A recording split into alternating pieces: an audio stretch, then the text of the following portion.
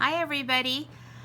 I just wanted to show you a stamp set that I got out of the mini catalog that I'm really excited about, but really haven't used it yet, and so I wanted to start using it today, and I also wanted to see if my idea is going to work.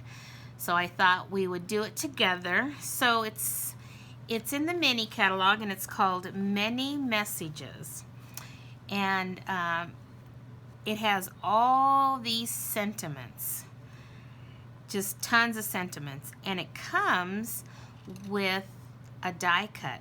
So the intent is that you stamp this image, and then you take your die cut and you place it over your image and line it up, and then you run it through the cut and emboss machine, and then you will have all these images, well, they're actually sentiments that you can use for any card, and it's kind of nice that you would have them all ready to go.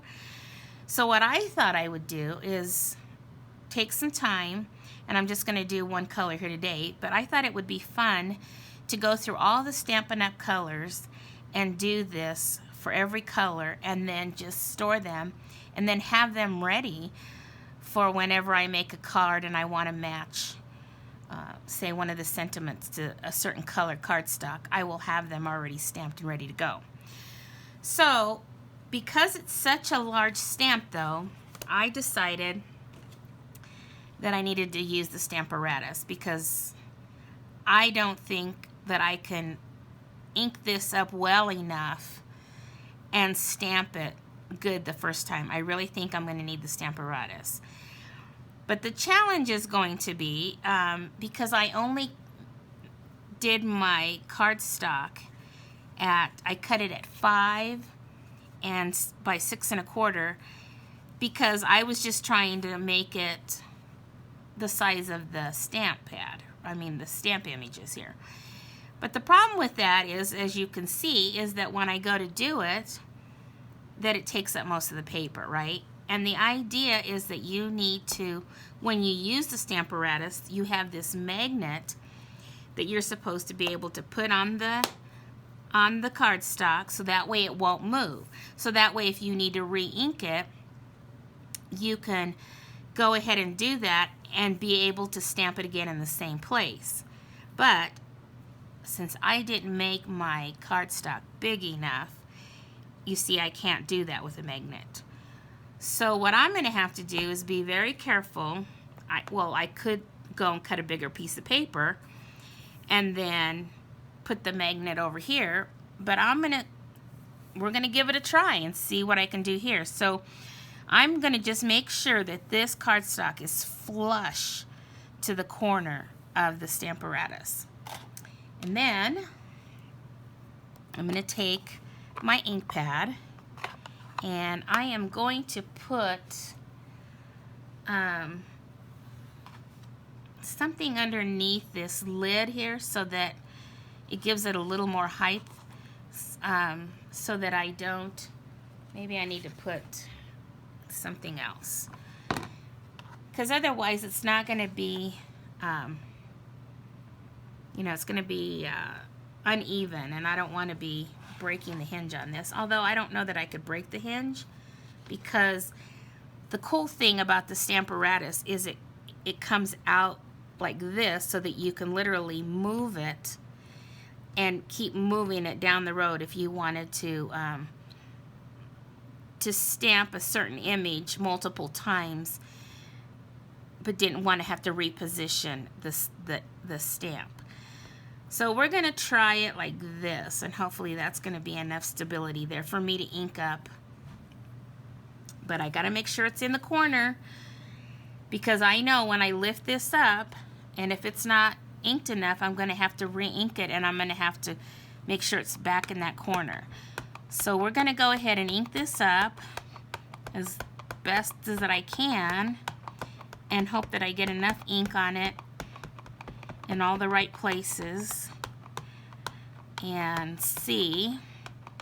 But that's the beauty of the Stamparatus, is that if I do miss a spot, I can focus on just that area. But like I said, it's going to be a challenge since I'm not holding this paper down with a magnet. So let's see what happens here. I think I've got it pretty inked up. We can only hope. So I've got my paper in the corner, and here we go. I'm going to flip that door over and add some pressure all along this stamp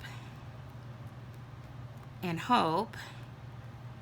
I mean, there are words coming up and down the sides, and there are words everywhere. So I think it's a cool idea, but I just got to see if I can make it work. So now I'm going to lift that up and look at my image, and you know, it's not too bad. I think maybe down in here, this one needs to be inked up a little more. So I am going to give that another try. I'm going to ink it up again and focusing more toward the bottom, but I'm going to ink up the whole thing just because I'm going to be, you know, it's going to be closed on the whole image all over again. So let me go ahead and focus more here on this bottom one, and hopefully I get enough ink there. Then I'm going to make sure it's still back in that corner, and I'm going to close the door and then focus on that one area that I thought was a little light and really push on that. And I think this one seemed to be a little light as well. And then just kind of giving an overall even pressure, and hopefully I'm going to like the results. So here we go. Lift it up, and I think it looks pretty good. Oh, that one is a little, doesn't have a lot, and that one, it's just those two. Everyone else seems to be pretty good. So I'm going to focus now more on this part and that part again. So let's go ahead and re-ink that. See if I can get that one inked up that's having a problem getting it. And I think it was this one down here. And it could just be the pressure isn't right, but we're going to give it another try. There we go. And then I'm going to focus on those two areas. Oh, and even that little heart there didn't seem to stamp very well. And the one that I want to use on an upcoming card is this one, and it's not stamping very well either. So just going to make sure I have plenty of ink. I probably should have re-inked my ink pad here. Probably would have been better. Okay, so we're going to give a focus on, let's see, make sure it's in the corner because you don't want it to move on you. So I'm going to focus on this one again, really pushing it down in that area. And this one needed a little more. And this one. And that heart was a little.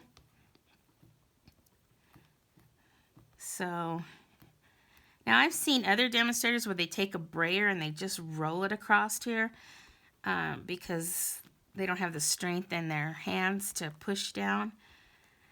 But I'm going to see how this looks now. Oh, well, that is much better. The only thing is it kind of smeared there. But overall, I think it looks pretty good. I'm just going to just going to do this Be Strong. And I think probably what I would do next time is, since I subscribe to the paper pumpkin kits and the little, you get the little ink spots in there, I would probably use that instead of this big ink pad. I think that would help it better. And if you don't subscribe to Paper Pumpkin, you can always buy, I think we still have them in the catalog. I'll have to look, but I think you can still buy the uninked little spots, and then you can ink them up with the refills to any color you want it to be. So I'm going to try to, because I want to use this one in an upcoming card, so I really want it to be good on that one too.